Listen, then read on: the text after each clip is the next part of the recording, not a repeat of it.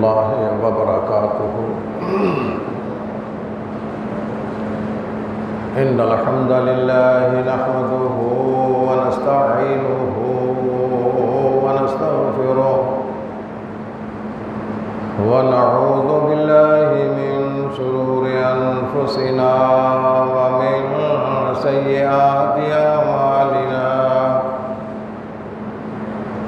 من يهده الله فلا مضل له ومن يضلله فلا هادي له وأشهد أن لا إله إلا الله وأشهد أن محمدا عبده ورسوله أرسله بالحق بشيرا ونذيرا بين يدي الساعة من يطع الله ورسوله فقد رشد واهتدى ومن يعص الله ورسوله فقد ضل وغوى فإنه لن يضر الله شيئا أما بعد فإن خير الحديث كتاب الله وخير الهدي هدي محمد صلى الله عليه وسلم وشر الأمور محدثاتها وكل محدثة بدعة وكل بدعة ضلالة وكل ضلالة في النار اللهم صل على محمد وعلى آل محمد كما صليت على إبراهيم وعلى آل إبراهيم إنك حميد مجيد اللهم بارك على محمد وعلى آل محمد كما باركت على إبراهيم وعلى آل إبراهيم إنك حميد مجيد أعوذ بالله السميع العليم من الشيطان الرجيم قل إن صلاتي ونسكي ومحياي ومماتي لله رب العالمين لا شريك له وبذلك أمرت وأنا أول المسلمين حمد و ثنا رب کائنات کے لیے ہے جس اللہ رب العزت نے ہمیں اپنی عبادت کے لیے پیدا کیا ہے اور عبادت کے ذریعے ہی ہم اللہ رب العزت کے قریب ہو سکتے ہیں اور انسانوں کے لیے جو اس نے نعمتیں بنائی ہیں ان کو حاصل کر سکتے ہیں۔ میرے بھائیوں، ذو الحجہ کے مہینہ کی آمد ہے۔ آج 28 تاریخ ہے، کل 29 امید ہے کہ چاند نظر آ جائے گا۔ یہ دن جو ذو الحجہ کے ہیں یہ اللہ تعالیٰ کے ہاں بڑی عظمت، بڑی فضیلت والے ہیں، بڑی برتری والے ہیں۔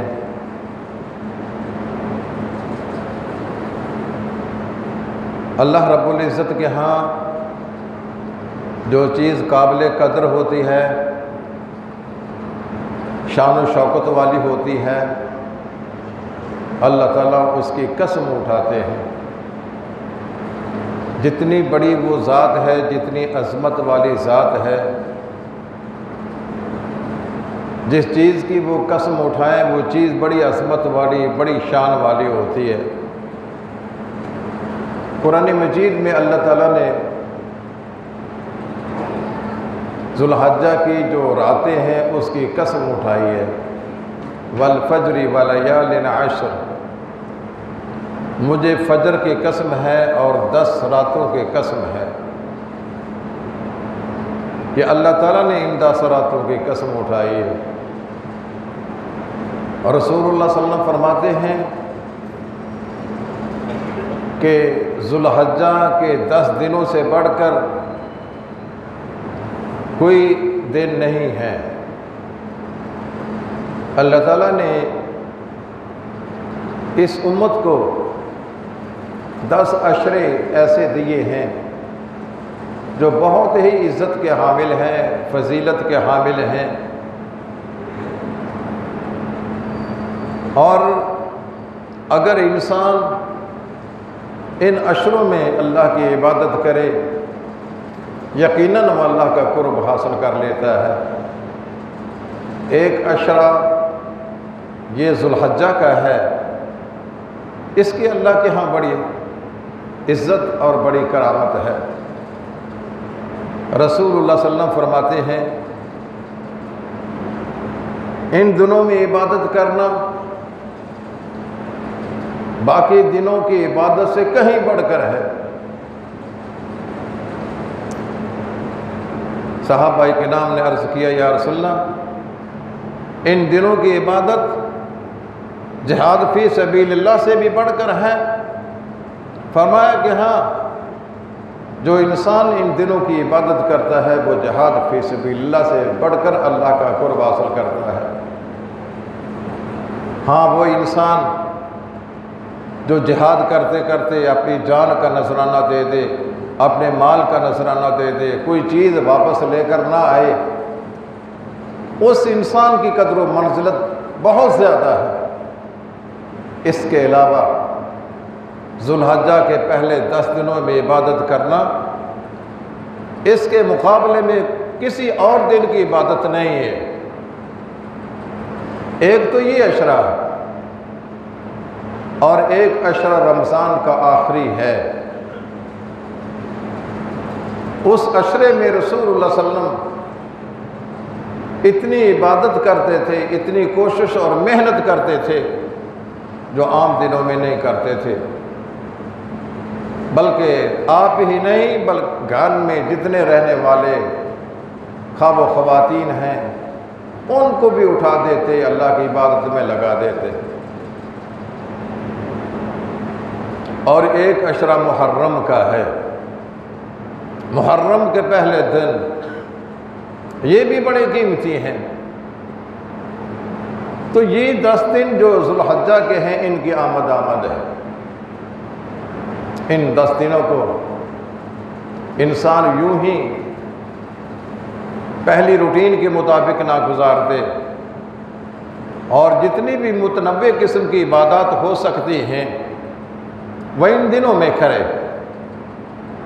نوافل پڑھیے، صدقہ خیرات کیجئے، کسی مسلمان کی خیر خواہ کیجئے، رشتہ داروں کے ساتھ حسن سلوک کیجئے، والدین کو خوش کیجئے، گھر کے اندر اچھا ماحول پیدا کیجئے، دینی ذہن کی آبیاری اور اس کے لیے تیاری کیجئے۔ یہ 10 دن جو ہیں رسول اللہ صلی اللہ علیہ وسلم یصوم 9 ذی الحجہ، یہ 10واں دن تو عید کا ہے، اس سے پہلے جو 9 دن آتے ہیں رسول اللہ صلی اللہ علیہ وسلم ان 9 دنوں کا روزہ رکھا کرتے تھے۔ اور اس 9ویں دن عرفہ جو ہے اس کا روزہ رکھنے کی فضیلت رسول اللہ صلی اللہ علیہ وسلم نے بڑی بیان فرمائی ہے۔ آپ فرماتے ہیں جو انسان ذوالحجہ کی 9ویں تاریخ کا روزہ رکھتا ہے، فرماتے ہیں کہ مجھے امید ہے کہ اللہ تعالیٰ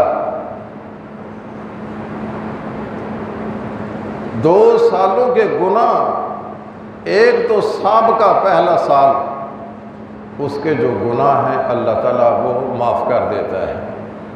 اور ایک آئندہ سال کے لیے اس کو گناہوں سے بچنے کی توفیق دیتا ہے۔ تو کوشش کیجئے کہ یہ جو ذوالحجہ کے دن ہیں ان دنوں کا روزہ رکھیے، خاص طور پر 9ویں تاریخ کا روزہ رکھیے۔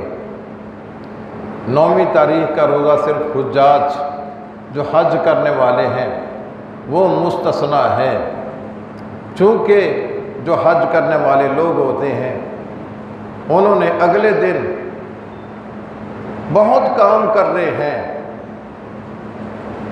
اگلے دن انہوں نے جمرات کو کینکریاں مارنی ہیں، قربانی کرنی ہے، مکہ میں جا کر بیت اللہ کا طواف کرنا ہے، صفا مروہ کی سعی کرنی ہے، پھر رات واپس آ کر مینا میں گزارنی ہے۔ اس لیے انہیں یہ اجازت ہے، انہیں یہ رخصت ہے کہ وہ 9ویں کا روزہ نہ رکھیں۔ رسول اللہ صلی اللہ علیہ وسلم نے میدان عرفات میں دودھ کا پیالہ منگوایا اور سواری پر سوار ہو کر لوگوں کے سامنے نوش کیا پیا، تاکہ یہ معلوم ہو کہ اس دن کا روزہ حجاج کرام کے لیے نہیں ہے، اور باقی جو حجاج کے علاوہ لوگ ہیں انہیں چاہیے کہ اس دن کا روزہ رکھیں۔ پھر رسول اللہ صلی اللہ علیہ وسلم فرماتے ہیں کہ اللہ تعالیٰ کے ہاں سب سے پسندیدہ کلام احب الکلام الی اللہ، وہ پسندیدہ کلام، پسندیدہ گفتگو کون سی ہے؟ سبحان اللہ والحمد للہ ولا الہ الا اللہ واللہ اکبر، تکبیر، یہ پسندیدہ کلام۔ اور رسول اللہ صلی اللہ علیہ وسلم جو ہی ذوالحجہ کا چاند نظر آتا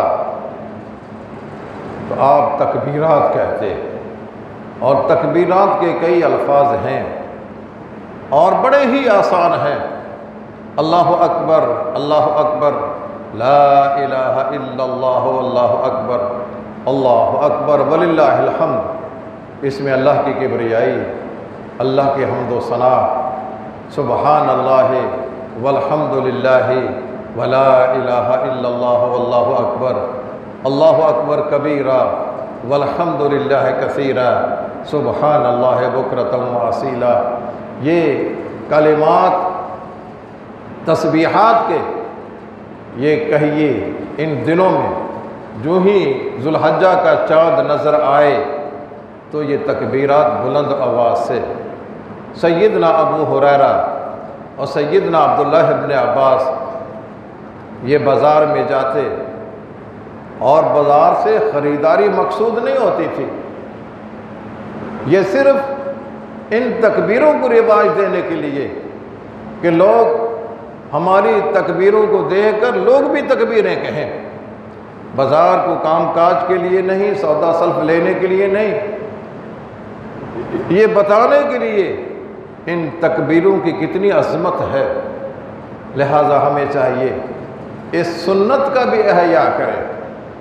صرف یہ نہیں ہے کہ نمازوں کے بعد ہم نے بلند آواز سے تکبیریں کہنی ہیں، نمازوں کے بعد بھی آپ کہیے، نمازوں کے علاوہ جب بھی آپ کو موقع ملے، آپ دکان پہ بیٹھے ہوئے ہیں وہاں بھی تکبیریں کہتے رہیے، آپ بازار میں گئے ہیں وہاں تکبیریں کہتے رہیے، آپ گھر میں موجود ہیں تکبیریں کہتے رہیے۔ یہ تکبیرات سے فضا گونجنی چاہیے، اور اللہ کی کبریائی، اللہ کی عظمت، اللہ کی تحمید یہ کرتے رہنا چاہیے۔ یہ جو تکبیریں ہیں یہ ذوالحجہ کی پہلی تاریخ سے لے کر یہ 13 تاریخ کے عصر تک ہیں، تکبیریں کہیے۔ ان تکبیرات کی بہت بڑی فضیلت ہے۔ پھر اس عشرہ ذوالحجہ میں ایک تو روزہ ہو گیا، یہ عبادت بڑی ہے، تکبیرات کہنا یہ الگ عبادت ہے، نوافل پڑھیے جس قدر بھی آپ سے ہو سکتا ہے، نوافل کا اہتمام کیجئے، فرائض کی پابندی کیجئے۔ انسان فرائض کے ذریعے اللہ کا قریب ہو جاتا ہے، اور نوافل کے ذریعے جو فرائض میں کمی کوتاہی ہو چکی اس کی تلافی کیجئے۔ سنتیں ادا کیجئے، نفل پڑھیے، فرائض پر پابندی کیجئے، نماز بھی پڑھیے۔ اور اللہ تعالیٰ نے ان دنوں کی فضیلت یہ بھی رکھی ہے کہ ان دنوں میں اللہ نے حج فرض کیا ہے۔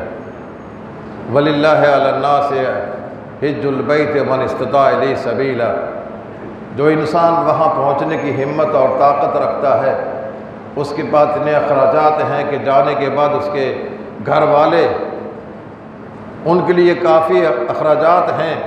فرمایا کہ وہ زندگی میں ایک دفعہ اللہ کے گھر کا حج ضرور کرے۔ اور رسول اللہ صلی اللہ علیہ وسلم فرماتے ہیں کہ انسان جب حج کرتا ہے اور واپس آتا ہے کَیَوْمٍ وَلَدَتْهُ أُمُّهُ، وہ اس طرح گناہوں سے صاف اور پاک ہو جاتا ہے گویا کہ آج ہی اس کی ماں نے اس کو پیدا کیا ہے۔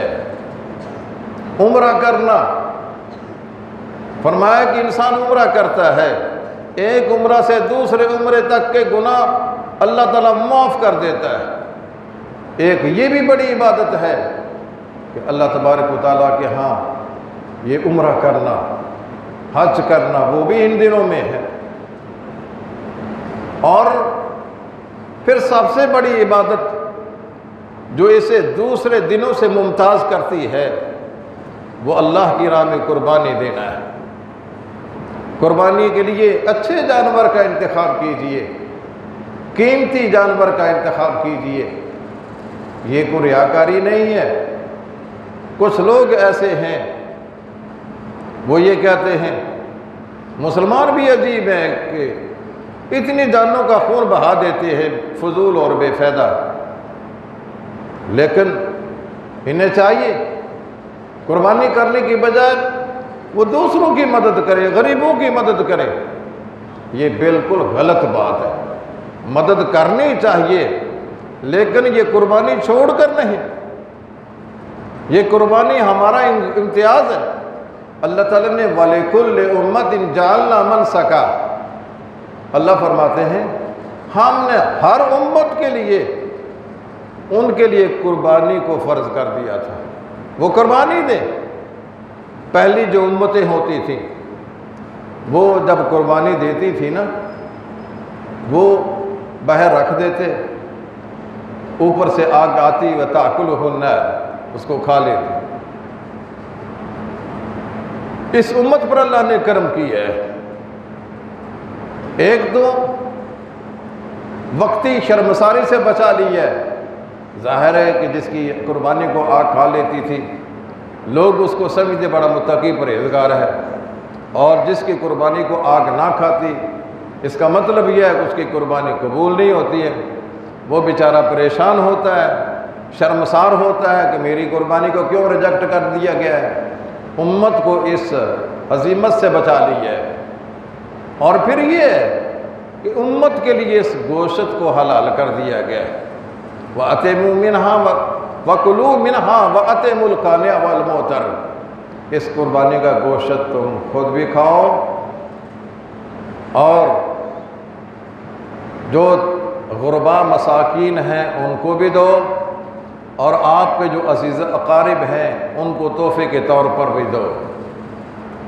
تو یہ غلط ذہن ہے جو ہمارے اندر رواج پا رہا ہے، اور وہ انہی دنوں زیادہ شور کرتے ہیں کہ مسلمان بھی اتنی قربانیاں کرتے ہیں، اس کی بجائے وہ غربا اور مساکین ان کی دلجوئی کریں اور ان کے ساتھ تعاون کریں۔ رسول اللہ صلی اللہ علیہ وسلم پہلے جب ایسا تھا نا تو وہاں غریب بہت زیادہ تھے، قحط آ گیا، لوگوں کے ہاں مال و متاع ختم ہو گیا، تو آپ نے فرمایا کہ 3 دن سے زیادہ قربانی کا گوشت تم نہیں کھا سکتے ہو، بلکہ تم ان غربا اور مساکین کو کھلاؤ جو قحط زدہ ہیں، جن کو بھوک ستا رہی ہے، ان کے گھروں میں پہنچا۔ آپ نے یہ نہیں کہا کہ تم قربانیاں نہ کرو بلکہ تم اس کے پیسے غربا کو دے دو۔ اس وقت زیادہ ضرورت تھی غربا کو پیسے کے ذریعے مدد کرنے کی، لیکن رسول اللہ صلی اللہ علیہ وسلم نے اس اللہ تعالیٰ کی عظمت کو برقرار رکھتے ہوئے خود بھی قربانی کی ہے اور لوگوں کو بھی قربانی کی ترغیب دلائی ہے۔ رسول اللہ صلی اللہ علیہ وسلم 10 سال مدینہ طیبہ رہے ہیں اور ہر سال قربانی دیتے رہے ہیں۔ فرمایا کہ 2 قربانیاں اللہ کے رسول دیتے تھے، ایک قربانی اپنے لیے، اپنے گھر والوں کے لیے، اور ایک امت کے ان افراد کے لیے جو استطاعت نہیں رکھتے ہیں، غریب اور کمزور ہیں، ان کی طرف سے۔ ہر سال آپ کی یہ روٹین تھی کہ وہ قربانی کیا کرتے تھے۔ حجۃ الوداع کے موقع پر آپ نے اپنی ازواج مطہرات کی طرف سے قربانی کے لیے گائے ذبح کی۔ سیدہ عائشہ رضی اللہ تعالی عنہا کے پاس مینا میں گائے کا گوشت لایا گیا، تو پوچھا یہ گوشت کہاں سے آیا؟ تو بتایا گیا کہ رسول اللہ صلی اللہ علیہ وسلم نے گائے ذبح کی ہے ازواج مطہرات کی طرف سے۔ یہ قربانی کے لیے اچھے جانور کا انتخاب کیا جائے، لیکن اس کو ریاکاری کا ذریعہ نہ بنایا جائے۔ کچھ لوگ ہوتے ہیں وہ قربانی کے جانور کو ان کو ہار پہنا کر وہ گلی کوچوں میں لیے پھرتے ہیں، دکھلاوا کرتے ہیں، اور کچھ اس ٹی وی پہ آ جاتے ہیں، اتنے من کا یہ بچڑا ہے جو ہم نے قربانی کے لیے رکھا ہوا، یہ اتنے بڑا دمبا ہے جو قربانی کے لیے رکھا ہوا۔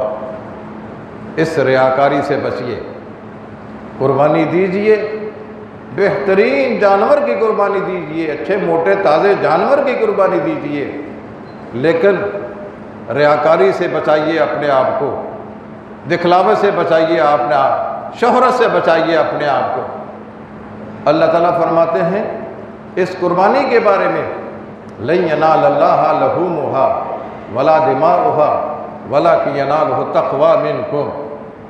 یہ اللہ تعالیٰ کو قربانی کا نہ تو گوشت پہنچتا ہے، قربانی کا گوشت تم خود کھا لیتے ہو یا غربا کو کھلا دیتے ہو یا اپنے دوست و احباب کو تحفے کے طور پر دے دیتے ہو، اور اس کا خون تمہارے سامنے زمین پر بہہ جاتا ہے۔ اللہ کو نہ خون پہنچتا ہے نہ گوشت پہنچتا ہے، اللہ کو کیا پہنچتی ہے؟ وَلَكِنْ يَنَالُهُ التَّقْوَىٰ مِنكُمْ۔ جو تمہارے دل کی کیفیت ہے، وہ جو تقوی پرہیزگاری ہے، تمہارے دل میں اللہ کا جو ڈر ہے، اللہ یہ دیکھنا چاہتے ہیں۔ اس قربانی کے ذریعے تقوی کمائیے، پرہیزگاری کمائیے، اللہ کا ڈر تمہارے دلوں میں آ جانا چاہیے۔ اگر یہ تقوی تمہارے پاس آ گیا، قربانی ایک ذریعہ بن گئی تقوی پیدا کرنے کے لیے۔ تقوی بہت بڑی اللہ کی نعمت ہے، اس کے ذریعے انسان گناہوں سے بچ جاتا ہے، یہ بریک کا کام دیتا ہے۔ جس طرح ہماری گاڑی میں بریک ہوتی ہے، وہ حادثے سے ہم کو بچا لیتی ہے، اسی طرح یہ تقوی انسان کو گناہوں سے بچاتا ہے۔ اور اگر کبھی گناہ ہو بھی جائے تو تقوی اسے گھیر کر اللہ کی طرف لے آتا ہے۔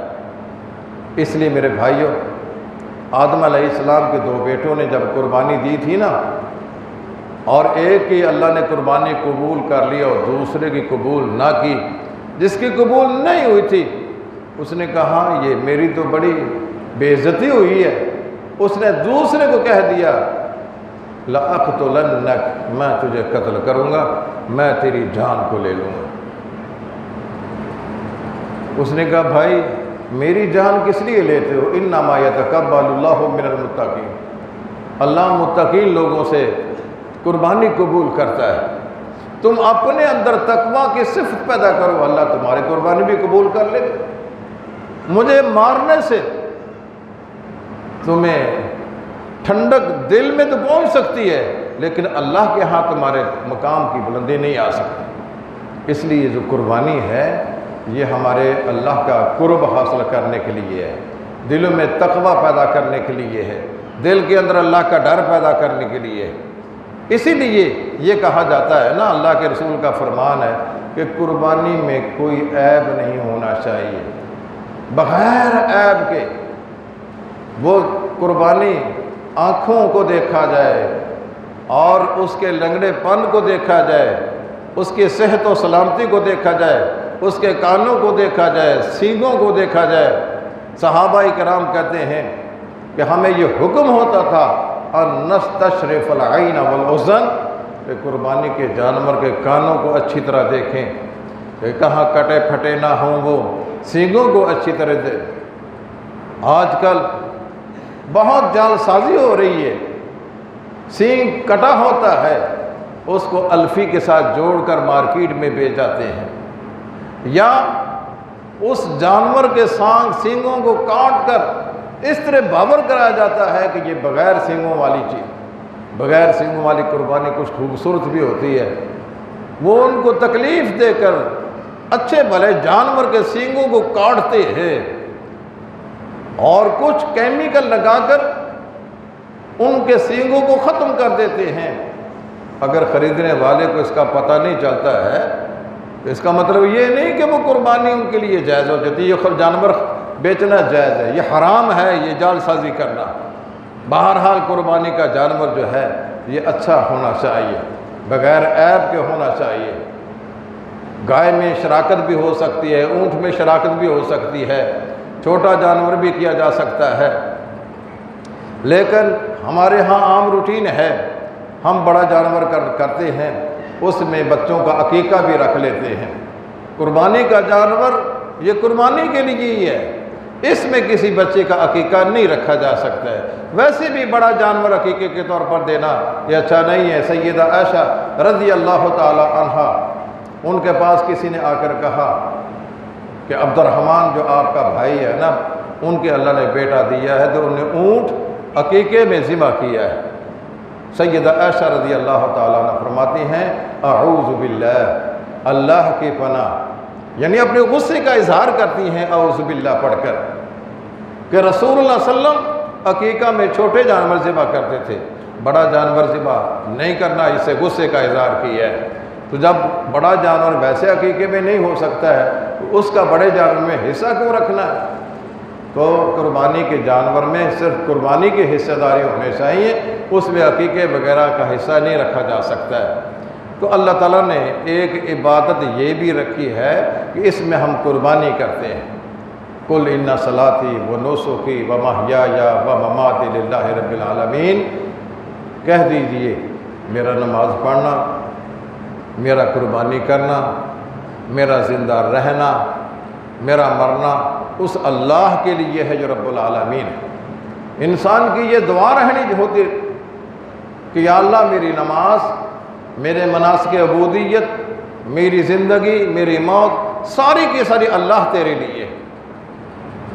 تو یہ جو عشرہ آ رہا ہے نا، اس میں کئی قسم کی اللہ کی عبادات جمع ہیں، متنوع قسم کی عبادتیں ہیں۔ ہمیں چاہیے کہ ان عبادتوں کا احیاء کریں، ان کا اہتمام کریں، تاکہ یہ عشرہ جو آنے والا ہے اس کے جو ثمرات ہیں، اس کی جو برکات ہے، ان سے بھرپور ہم فائدہ اٹھائے۔ اللہ تعالی ہمیں عمل کی توفیق عطا فرمائے۔ وَأَقُولُ قَوْلِي هَذَا وَآخِرُ دَعْوَانَا الْحَمْدُ لِلَّهِ رَبِّ الْعَالَمِينَ۔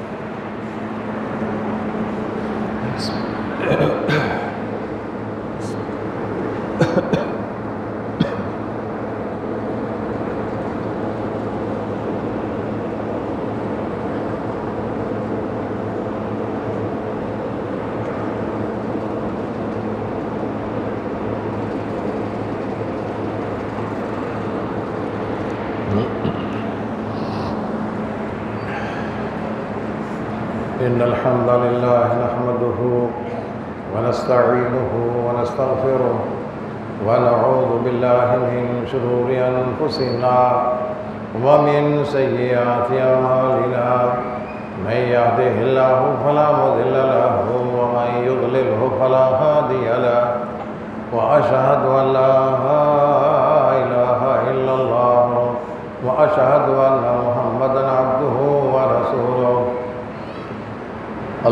صل على محمد وعلى آل محمد كما صليت على إبراهيم وعلى آل إبراهيم إنك حميد مجيد اللهم بارك على محمد وعلى آل محمد كما باركت على إبراهيم وعلى آل إبراهيم إنك حميد مجيد اللهم أعز الإسلام والمسلمين وأذل الشرك والمشركين ودمر أعداء الدين وانصرنا على القوم الكافرين اللهم أعزنا ولا تذلنا اللهم أكرمنا ولا تهنا اللهم آثرنا ولا تؤثر علينا